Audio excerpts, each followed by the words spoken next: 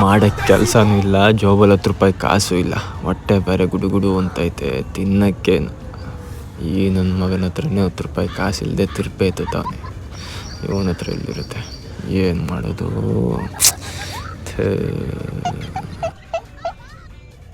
Time ಪಾಸೇ ಐತಿಲ್ವಲ್ಲ ದೇವರೇ.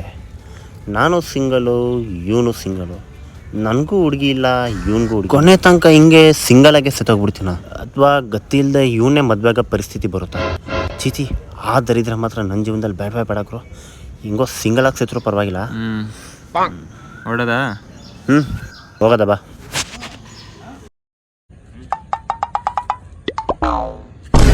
ಅಣ್ಣ steering ಆ ಕಡೆ